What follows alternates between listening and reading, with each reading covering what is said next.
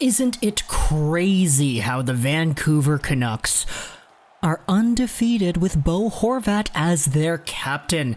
Now, this game against the Flyers, I don't know if they should have won this game, and I think anybody who was watching this game could totally see how good the Flyers were, especially in the third period, especially for a team that's been traveling a lot, and especially for a team that had such a hot start like they did. The Vancouver Canucks have defeated the Philadelphia Flyers in a shootout victory. The final score here is 3-2, and everything looked pretty good for the Canucks, at least at the start of the game. It was a pretty even matchup to start things off, but overall this is a game where Jacob Markstrom had to stand on his head, and a game where a lot of the Canucks didn't necessarily play their best in the second half. Nevertheless, the Canucks get the win. They are now up to 2-0 when Bo Horvat is the captain. They're now 2-2 in the season. As for the Flyers, in this game they dropped themselves their first loss period.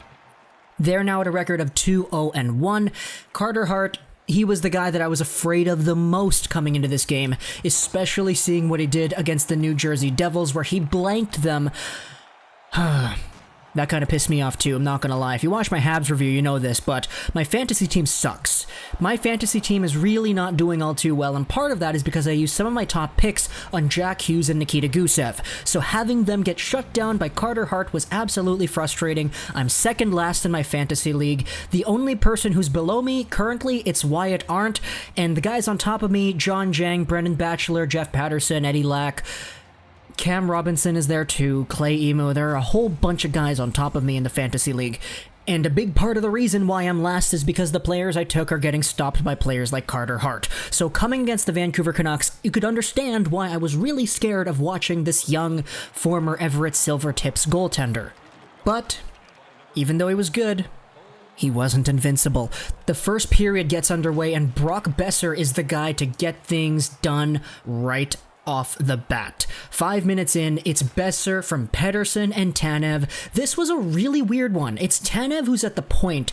He takes a really long wrist shot, and it hits Pettersson's stick in front. Pettersson actually deflects it up and over towards the side there.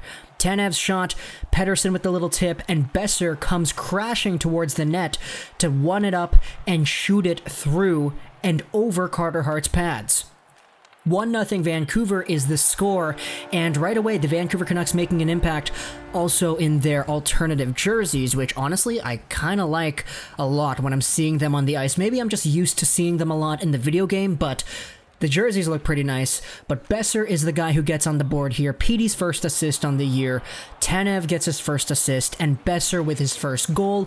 It took 4 games, but it's better late than never, right? Boeser gets things on the board right away, and we don't get any Canucks goals for a while. Instead, it's Carson Twarynski who gets his first goal 3 minutes into the second period. This was a guy who worked really hard for it, and I loved his story coming out of Kelowna and the WHL over to Lehigh Valley and eventually the NHL. But this one was Twarynski's first NHL goal. The play is sent out behind into the Flyers' own zone. It's fed all the way right up. Twarynski's got some room. He takes a shot. It beats Markstrom clean. You can blame the goalie on that one, but hey, if there was a guy to get his first goal like that, I'd like Twarynski to get it, and that's what he did.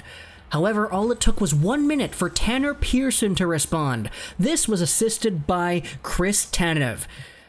Yeah, Tanev has 2 assists in the game. What is it?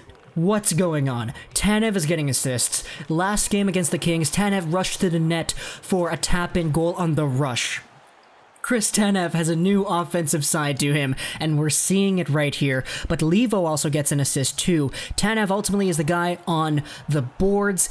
He takes a nice low shot towards the net. Pearson is there. He tips it up and over the glove. What a crazy, crazy tip. May I remind you that this is the guy that we got for Eric Goodbranson. And sure, Goodbranson was much better in Pittsburgh than he was in Vancouver, but I'd rather take a Pearson than a Goodbranson any day. In fact, counter-argument to that, Tyler Myers is the guy that the Vancouver Canucks signed to pretty much do the same things, physically at least, that Goodbranson was supposed to do. So, yeah, I'd much rather have a Pearson and a Myers than a Goodbranson. Things proceed along in the game, and the third period is really where the Flyers come alive. The Canucks, they're a bit sluggish. They're a little bit slow getting onto the puck. The Flyers upped their game. They upped their step. Travis Konechny and Niskanen combine for an Oscar Lindblom goal. Konechny has his third assist of the year. This is, I believe it's his 6th point on the year too, because I know Konechny was really producing throughout this season in the 2 games that they played. I think he had 5 points coming into tonight's action, but it's a power play feed for the Flyers. Ultimately, it's a really nice passing play, a drop pass, a cross-crease pass, and Lindblom is the guy who gets the one-timer in past Markstrom. And it's quite interesting because Lindblom is a left-handed guy. He's shooting on the left side as well. So it's not a traditional one-timer where you're shooting on the off side of your handiness. Lindblom has to shoot across his body as the puck goes from his right to the left over to the left side where he's left-handed, shoot it up and over the pads. Really nice play for him and a really equally nice setup on the power play by Konechny and Niskanen, who ultimately is the guy who rushes in.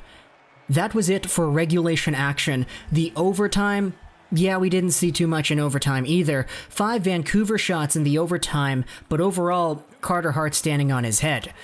But going forward into the next part of the game, it's the shootout. Brock Boeser is the guy. He starts things out for Vancouver. He misses. Ah, yikes. But the shootout is really where other heroes come alive and they come out to play. Overall, Boeser missed. Voracek, he got saved. Elias Pettersson scores in the shootout. Giroux gets one back. Next up, it's Tanner Pearson. He's the one who scored the go-ahead goal back in the second period, and he gets a goal here. Eventually, Kevin Hayes, he gets saved by Jacob Markstrom. Hey, he did a pretty good job. Markstrom's out here, he's stacking the pads, he's standing on his head, he's having a great night. John Garrett wasn't commentating on this game because it's a Saturday night special, but he would have loved that stack pad save. Markstrom is ultimately the first star of the game, and it's not even close, pretty much. And he really did come alive in that third period. Just looking at the stats alone, the Philadelphia Flyers had themselves 14 shots to Vancouver's 6 in the third period. That was all Philly. They had a really, really good opportunity to get this game in their favor. They only got 1 goal in the Oscar Lindblom power play marker, but they could have had more. Jacob Markstrom bailed his team out tonight, and that's probably the one player who, on Wednesday's game, we didn't really see much of an impact with, because it was overshadowed by some of these other guys.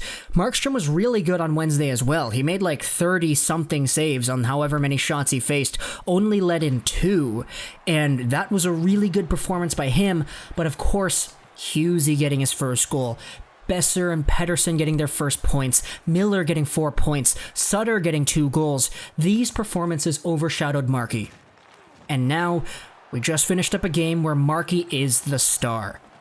The stack pads, the shootout win, all of those saves in a tight 2-2 game that went into a shootout, and Markstrom is the guy who stands on his head and carries us forward. The Vancouver Canucks are now 2-2-0. It's a really interesting win, especially against the Flyers team that I thought was going to be much better, or at least they were better than the Canucks for a big portion of that game, but a lot of their chances were stopped by Markey. So I'm going to be really interested into seeing if he's going to be able to continue that, because we know that he was really good last year around this time, and this was the time where Markey stood on his head. His whole month was a Vezina caliber month, and we just really want to see if that's going to carry over. Furthermore, if Thatcher Demko is able to consistently provide an equal amount of support too, then we got something really special on our hands, and this game was a big signal of that. Sure, the Wednesday night game was a signal of that too, but I think people weren't really paying attention to that because of the great performances. But overall, it's a shootout win. It's 3-2 the final score. Tanner Pearson, he gets a goal. He gets the shootout winner. He's a guy that we got for Goodbranson, and now he's proven his worth. top 6 winger, shootout specialist, and a guy who can get goals as well. Hope you enjoyed this video. And bye.